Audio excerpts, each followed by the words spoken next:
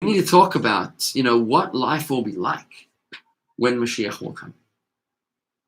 So what do you think about that? I mean, what an image comes to your mind when you think about Mashiach? Well, I get this almost fire and brimstone image of the world being near apocalypse situation, and the Messiah, the Mashiach, redeeming us from that. So some end of the world kind of war situation. That's what you're seeing. Yeah. So basically, you've been influenced by the Sistine Chapel. Okay. Michelangelo, right? I've seen the Sistine Chapel. Some day of judgment. It is beautiful. Some concept of a day of judgment that no one will survive. Nobody will come out unscathed. Is that the kind of image you're seeing? Fire and brimstone. But from my limited understanding, it has to do with an event, a triggering event before the Mashiach can come. And that triggering event would be something horrific. Okay, so there is such a concept. Before we get into what actually happens, because I disagree with everything that you just said about some apocalyptic reality. Okay. That is a Christian view on the Messiah. Okay. The Jewish view on the Messiah is life, I'm going to say it in brief, life the way we know it right now, marriage, groceries, food, wine, pleasures of life, without mortality, without illness, without war, poverty, suffering, life the way we know it without the bad stuff. That's Mashiach, right? Very different to the Christian view of apocalypse and Armageddon, right? Yep. We got to speak about what it really is about. What's the essence of the coming of the Mashiach? What is that era really all about? But here's what I'm going to tell you, Mitch, that the epic event that will lead to the coming of the Mashiach is known in the prophecies as the war of Gog and Magog, or the era of Gog and Magog. Nobody is quite sure about who this Gog and Magog really is. But these two entities somehow are engaging with each other, and we've always understood it to mean that there's going to be some sort of a great war that will take place before the coming of the Mashiach. So that's part of what I was saying. Yeah, absolutely. Yeah, sure. Many people understand World War II to have been that war, or World War I to have been that war. There are many opinions that believe that it's already happened. But there's actually a fascinating commentary. He lived a couple hundred years ago, who writes that based upon a close analysis of the prophecy, it makes no mention in the book of Ezekiel of a war of Gog and Magog. He said that the epic event that will lead to the coming of the Mashiach is not a war, but a pandemic. Okay. A plague that will wipe throughout the entire world. That is the era that will precede the coming of Mashiach. Okay. Have you ever seen a time like this where people are just so focused on spirituality? People are turning to religion in droves right now. Fascinating. Millions and millions of people are turning to faith and to religion right now because you can't rely on human beings now. Nobody knows how to deal with this pandemic. But to think that it's a prophecy of a couple hundred years ago, explaining a biblical prophecy, an enigmatic one, that the era before the coming of Mashiach will be some giant plague, that's quite an amazing realization. Think of that. Well, if you're leading up to the fact, Rabbi, that we're in a pandemic right now, and this could be that trigger. Absolutely, event, yeah. It's interesting. I mean, never before have I seen the whole world waiting. Normally people are busy. Don't bother me, Rabbi. I got a lot going on right now. I don't have time. Now everybody has time. Everybody's focused. Everybody's looking. If Mashiach would have come right now, I think the entire world would know about it within 3 seconds. Because everybody's just glued to the media, glued to social media. What else is there to do? There's nothing else to do. Everybody's just listening. They're just watching. They're just waiting. Hoping for good news. Yeah, and everybody knows that there's this invisible virus. Everybody's sensitive to the fact that there's things around us that we can't see. There's these like the spiritual reality. I think everybody's a little bit more sensitive to. So the thing I want to tell you though, Mitch, about the actual coming of the Mashiach is that at that time, the essence of the era, what's going to change is that then we will be able to sense, to perceive, to feel the presence of God around us. Right now, Well, don't you always feel the presence of God? No, it takes a lot of work to feel the presence of God, Mitch. It takes a lot of work. Think about it. You know, when you lay your tefillin, when you kiss your mezuzah, when you come to shul for a service, do you feel godly? Do you feel spiritual? Or does it take effort to like really meditate and maybe, if at all, you'll feel something spiritual. You know, you're doing a mitzvah, but you actually feel godly? Do you perceive the godliness? When I'm doing something, doing a mitzvah, for example, doing this radio show with you. Right. I always feel inspired by some God, let's say, by God, to do the right thing, say the right thing, and to help people. Personally, I believe every time I help somebody, I do a mitzvah for somebody, I'm getting a little closer to God. Tikkun Olam is repairing a broken world is my mission. I know that's a strong Ashkenazi belief, and I'm guided by that. Okay, but that's how you feel. It's not like there's any real perception around you. You're not immersed in a godly awareness, are you? I don't know what you mean by that. My point is like this. Like, for example, think of the Middle Ages. You know, when we knew nothing about how the human body works. You know, the Black Plague, people were dying left, right, and center. Apparently, the Jews were dying a lot less than everybody else because, you know why? Because the Jews were washing their hands. Right. We always wash our hands before we eat bread, when we wake up in the morning, after we go to the bathroom. We're constantly washing our hands. The Jewish hygienic standards are actually very, very high. And that's why I guess we were dying less, which is ironic because they blamed us for the Black Death, for poisoning the water. And that's when the mobs came out and killed the Jews, right? So as we survived the plague, we got killed by the mob. But think about life in the Middle Ages and how life changed when Watson and Crick discovered DNA. When scientists discovered how germs and viruses work, suddenly everything changed. Suddenly we realized, you know what? There's a lot going on right beneath under our noses that we didn't even know about, but at least when we're aware of it, it changes how we live our lives.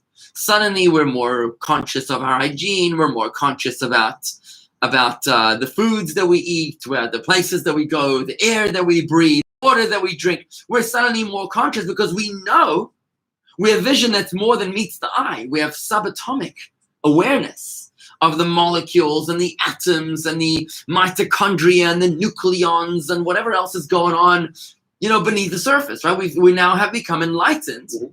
Science has enlightened our eyes to what's going on all around us. Imagine if we were able to go deeper and see not only what is going on beneath the surface, but imagine if we saw why. Imagine if you could look at everything and see the presence of God creating the energy of God, actually creating that tree, that person, that car. Imagine a person that you could look at that person and see not just a person, which even 500 years ago you would see, but you would see their molecular DNA, right? Their biological makeup. That's what a biologist might see, or an X-ray technician, right? But imagine you could actually see the light of God within them. What would happen if you could see their soul? Can you imagine if you could see the soul of another person? Yeah, how's that possible, Rabbi? Well, ask someone 500 years ago, how's it possible to see inside the human body? Well, they could have done autopsies. While they're alive? No, while they're alive. Okay, so it might have been outrageous. Unless they're torturing them. It might have been outrageous to think that you can possibly know what's going on inside the human brain while a person is alive, and we've done it. Right, but you're talking about something intangible. Don't worry about how it's possible. God has done amazing things. You know what? We know that the soul exists because we're alive. But we have no way of encountering or experiencing the soul. Yeah. When Mashiach comes, the soul of the world will come to life. The way I see it is the transition from black and white photographs to full color photographs. Imagine you said to someone 500 years ago, or no, whatever, 100 years ago, you said, can you imagine that we have a television with colors on? With color on it, they'd be like, that's impossible. How could you possibly put color on a television? Even to say we had x-rays and you could see the bones inside somebody. That would be unthinkable before that was invented. Right. It's only impossible until somebody does it. Okay. right? Point is that don't worry about how God's going to do it. Leave that to God. He's done amazing things, and he's allowed us as human beings to develop, to evolve into incredible heights that nobody would have think possible. Who would think that you could video conference with someone 20 years ago? That was a fantasy. Exactly. So if video conferencing is a fantasy come true, then you know what? The soul coming to be being perceived as true also. In the words of Isaiah, he says it very clearly, the prophet Isaiah. The glory of God will be revealed, and all physical eyes will see that the word of God is spoken. We will see the word of God. We've been reading these verses, Mitch, for 3,000 years. What's going to happen when Mashiach comes? Life continues as normal, but we will be more conscious, more enlightened. Instead of a person walking around in a bad mood, thinking about somebody that he doesn't like, you'll look at that person, you'll see the light of God in them. That's going to be beautiful. That's going to be inspiring. It's going to be very hard to hate or to fight or to attack. We all will be drawn to a higher purpose as we realize our place, how everything fits into the bigger picture, the ultimate purpose of creation. Can you relate to this message, Mitch? Hardly. I have so many questions for you. I had a feeling. So many questions for you. All right, I just had to. Because you're talking about a whole different way of life, and you're right. A lot of things have happened in the world, and anything's possible.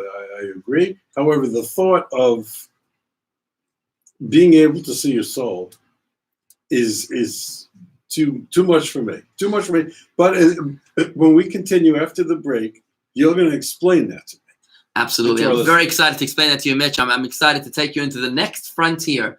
We'll be right back with more of the Sunday Schmooze right after this. Do you believe that this pandemic is a prelude to the Messiah? Absolutely do.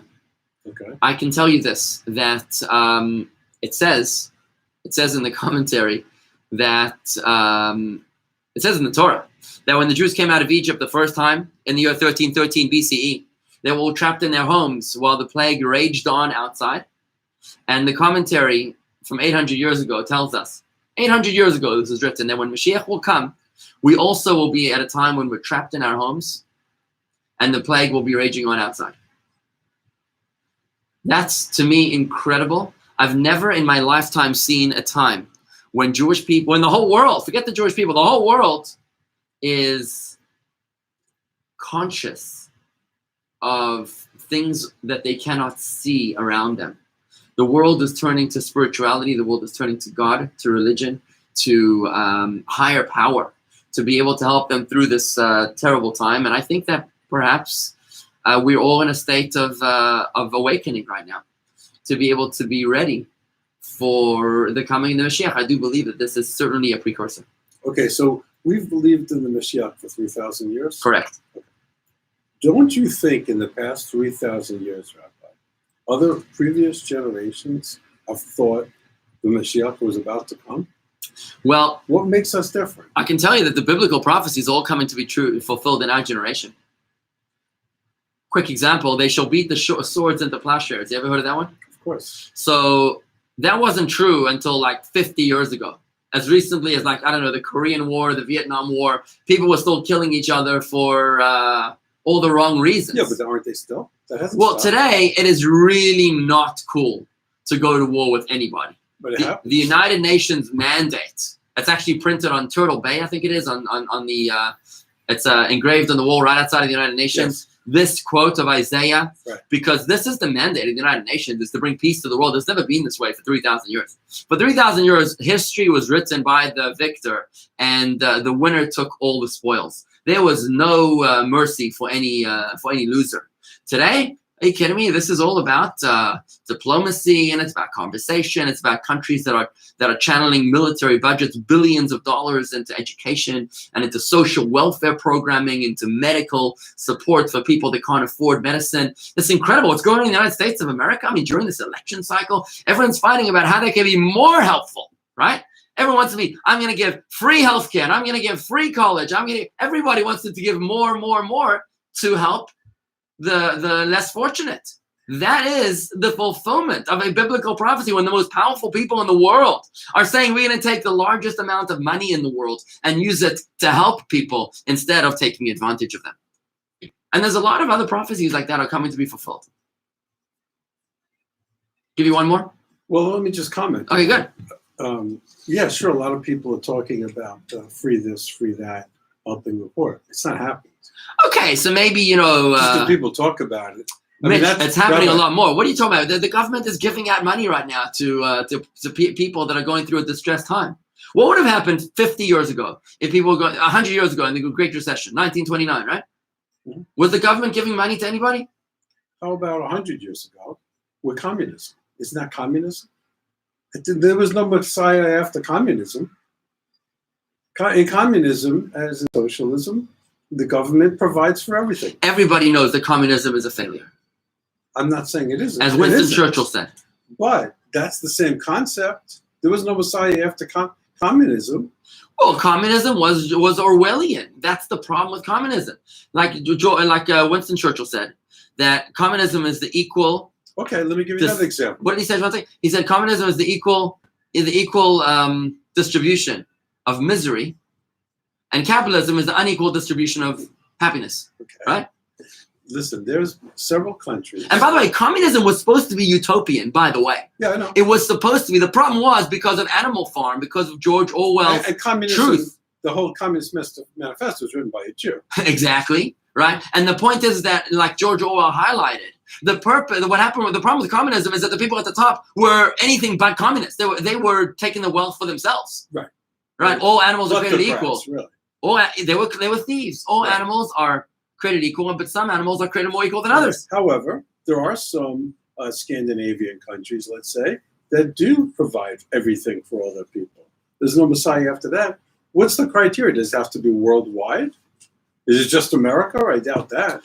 Mitch, it's happening all over the world. You're talking about something in America where people want to promise. Well, America certainly is the world leader. Certainly the superpower of the world is America. And they're sending forces out to Rwanda and Peace Corps. Was it JFK who sent out the Peace Corps? Right, all over the world. Didn't accomplish anything. But they're trying to help. The point is, Mitch, that you can't say that nothing's happened, nothing's changed in the past 3,000 years, that we're not more benevolent of a civilization today than we were in the past 3,000 years. Well, naturally, we're more civilized. I mean, but we're kinder. The goal is about charity. Today in Palm Beach, if you're not involved in some sort of a charity, then there's something wrong with you. It used to be that, are you kidding me? It's my money. I'm going to do whatever I want with it. Don't tell me to give it away. That's because Palm Beach is more affluent. In less affluent areas, they're just worried about survival, not the next. Yeah, but there's so many charities everywhere. Everybody's trying to help. Everybody's trying to make a difference. Everybody's looking for a cause. This is what wasn't the reality in the past 3,000 years. Mitch, today you got to admit. What would be, here's a question for you then. What would be the trigger in terms of mitzvahs of peace or spreading the wealth? What would be the trigger in your mind that would bring about the Mashiach? So Maimonides tells us that the world, everyone has to view themselves as an equally balanced scale, where the good and the bad in perfect balance. And one more tiny mitzvah, one more random act of goodness and kindness, unconditional kindness, will tip the scale not only for yourself to good, but to all of human history to good. You see, the way we look at time as Jewish people is linear. It's accumulative. We are on the shoulders of our ancestors. It's not that every generation starts all over again from the ground up. But every mitzvah, every good deed performed by every one of our ancestors from the beginning of time accumulates to bring this world to its purpose, which is the era of the Mashiach, when God will be comfortable, will feel invited by mankind to be revealed in this world. And that's what the Messianic era is all about. It's a state of divine consciousness, divine awareness, higher consciousness.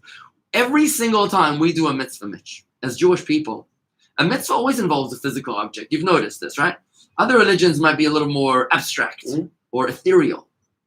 But as Jews, we drink and we eat and we marry and we have children, lots of children, right? And we have to make money so that we can give charity, and we tithe, and we do all sorts of agricultural. Every mitzvah is associated with a physical object. You know why? Because we're sanctifying that object. We're making that object a place that God will feel comfortable. And once there is enough physical places and objects on this earth where God has been acknowledged, that's what's going to tip the scale.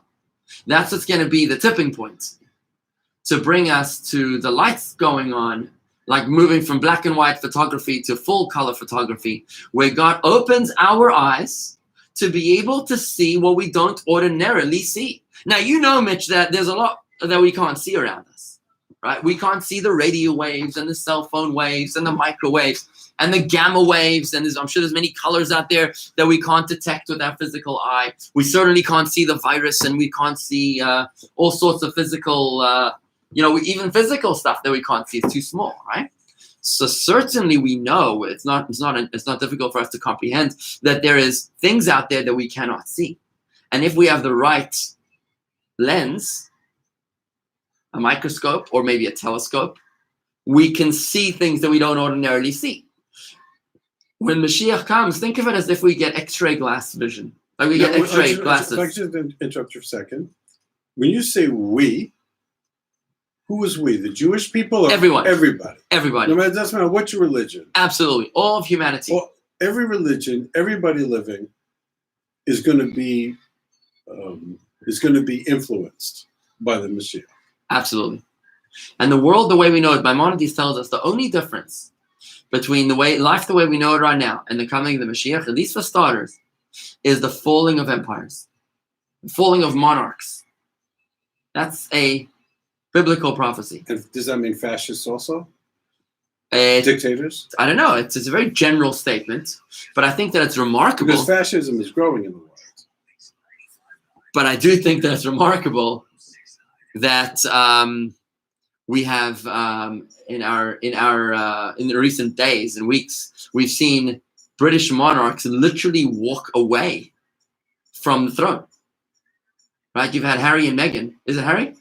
Yeah. Literally walk away from the throne. I think that's remarkable. He wasn't going to get to the throne. He's so far back on the pecking order. He wasn't going to get to the throne. Right. Look, Mitch, he was no future monarch. The fact of the matter is that, look at the past few decades. You've seen the fall of communism. You've seen the fall of apartheid. Yeah, but communism dies and fascism rises. What, fascism is alive in Russia? I would say Putin's a fascist. Really? That's not the time. I mean, there's something to be said about that. Yeah, I'm not trying to take us over somewhere else. That's not the point. The point I'm making is there's always, some war, some conflict. There's always some monarchy, okay? Not a king or queen per se, but some world leader, some geographical leader that thinks he's above the law. And, I mean, that's always been the case. It will always be the case. What I don't understand is many things I don't understand, Rabbi, but I don't see how people who think a certain way, who act a certain way, behave a certain way, how can they all of a sudden switch gears?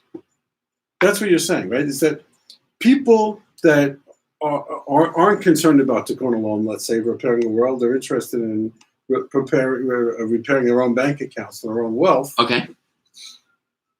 Those people are going to turn on a dime. You're saying like Hamas and Hezbollah. How will these people suddenly turn around? In Iran. So Mitch, here's what's going to happen.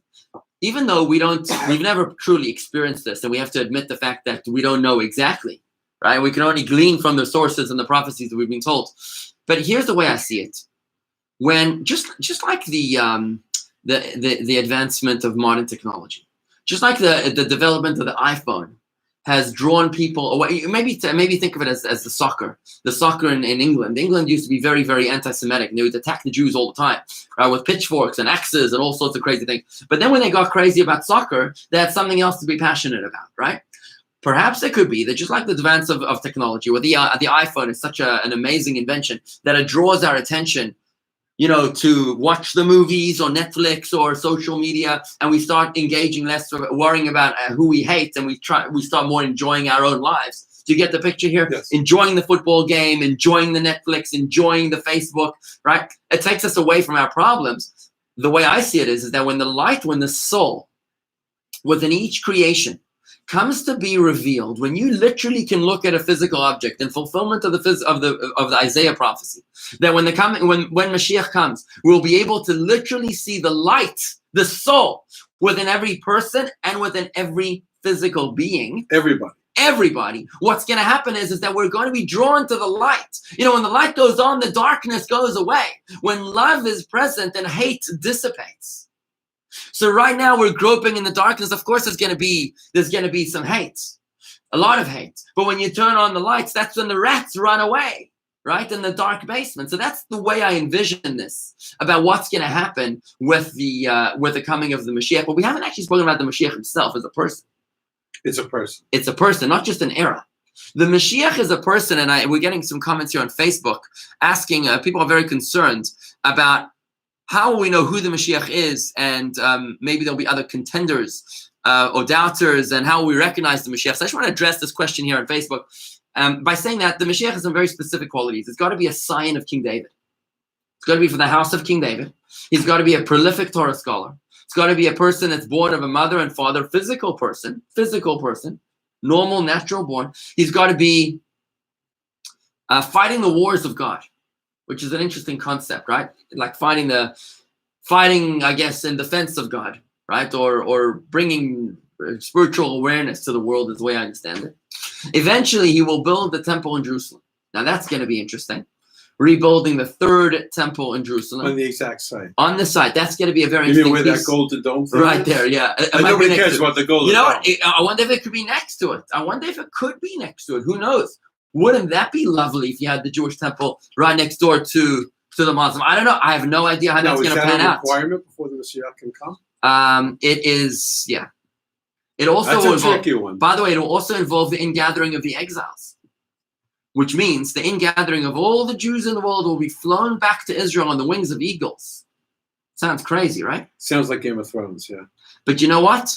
When Isaiah and Zechariah, your ancestor, your namesake, right? And Ezekiel, when they prophesied the future redemption, they said on the wings of eagles, but I believe that they were talking about Boeing and Airbus, about El Al, Delta, and American Airlines. Okay, but another biblical prophecy fulfilled. Do all the Jews have to be in Israel and Jerusalem? Okay, so it's not exactly clear exactly how that's going to work out, but there will be the ingathering of the exiles. All the Jews will come home, basically. That's the idea. That all the Jews will be able to come home. I guess they'll be given the option. It's amazing. El Al flew some of its longest free flights. Recently, they flew a long, massive flight from Australia to bring in Israelis that were stuck in Australia. They brought in Israelis stuck in Peru, even though there's no direct flight from Peru, because they're ingathering the exiles. There's a lot going on over here these days. In the fulfillment, I'm going to tell you, 100 years ago, nobody would have understood what it means on the wings of eagles. It sounds like you're smoking something, right? But when we see airplanes, commercial airplanes, bringing passengers all over the world, you see a biblical prophecy that Isaiah, maybe 3,000 years ago, he saw something that he didn't know how to put into words that the people would understand. So he used the metaphor of the wings of eagles, right? That's what's going on over here, Mitch. Now, to answer that Facebook question, the Messiah has got to be a God-fearing person who's a descendant of King David. It's going to be a leader. Does that have to be male? It's not really clear if it's a male or female. I don't know. But whatever the case is, that leader is going to be one that will inspire the world to a state of higher consciousness. He will teach the world to see and perceive godliness all around them and inspire us to be able to, to live for higher values. Think of what Barack Obama did to this country. Remember how he inspired people? I got a better one. That sounds like you're describing the Rebbe. Very possible. I think the Rebbe is a tremendously charismatic leader who inspired a generation to return to their roots. I mean, the Chabad House movement that the Lubavitcher Rebbe inspired is extraordinary. Could the Rebbe be the Messiah? Absolutely possible. honestly, I don't care who the Messiah is, as long as the Messiah comes, as long as the Messiah is able to bring the world to a state of peace and higher consciousness and divine awareness, strength to that person that pulls that off. If you're asking me, I think the Rebbe is a tremendous candidate for that job. I can't imagine anybody else. So what? The Talmud explicitly states that Mashiach can either be from the living or from the deceased. It states so in Talmud Sanhedrin. It could be one or the other. It doesn't make a difference. So you're saying... Don't forget the resurrection of the dead, right? Okay, so you're saying that the Rebbe could be resurrected. I'm saying that every single Jew will be resurrected. Oh, but only one could be the Mashiach.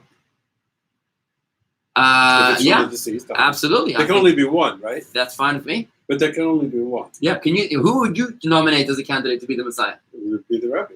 Okay, so we're in agreement then.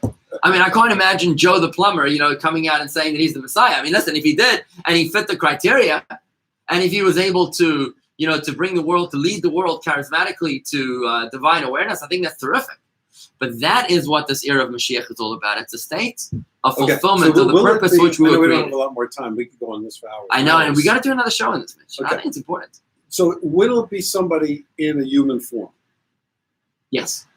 Not like God. It'll be somebody in a human Yes, human son form. of a mother and father, physical human being. Okay. Because life will continue the way we know it, not the apocalyptic Armageddon view that you had before, which is the Christian approach. The time of Mashiach is the time of peace. It's a time of beauty. A physical world where the dead will be reunited with their souls. You'll see your grandmother. You'll see your deceased relatives will be reunited together with them, as we say in the grace after meals. Then our mouths will be filled with laughter. It's an era of joy, of beauty, of purpose, of fulfillment, of partnership with God, where we won't have to ask anymore why. We'll be able to understand. It says even about this, so much to talk about here, Mitch. It says when Mashiach will come, we will turn to God and thank him for having made us suffer during the days of exile. Can you imagine what kind of enlightenment we'll have to reach to be able to appreciate the Holocaust? I mean, seriously, that's crazy.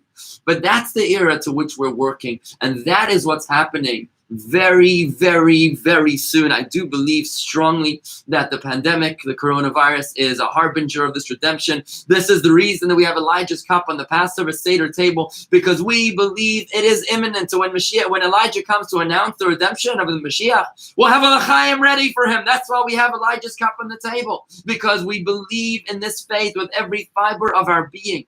It's happening. It's going to be beautiful. And like other things that you never dreamed could be possible have come true. Things like the invention of the cell phone and video conferencing and commercial airlines and all sorts of crazy things that nobody ever dreamed possible. So too, we are the last generation of this exile. The Rebbe promised us the Mashiach is coming in our lifetimes. It's going to be extraordinary. This is what we're celebrating on the last days of Pesach. Rabbi, I just want to say how much I respect your passion and your belief in this. And although I can't wrap my arms around it, no matter, we could talk for weeks and I wouldn't be able to wrap my arms around it. But I really respect your passion and belief in this. Thank you, Mitch. I'm gonna take you on as a work in progress. But anyways, I want to wish our listeners a happy remainder of Passover. I want to wish our listeners a meaningful end of Pesach. And may we all celebrate next year in Jerusalem. May we all be able to dance together with the Mashiach in joy and gladness of heart very, very soon. Do one more mitzvah, one more act of goodness and kindness, unconditional kindness to somebody not deserving. And that might just tip the scale to bring the Mashiach right away. Thank you very, very much for joining us here this morning. Shalom and a happy Passover.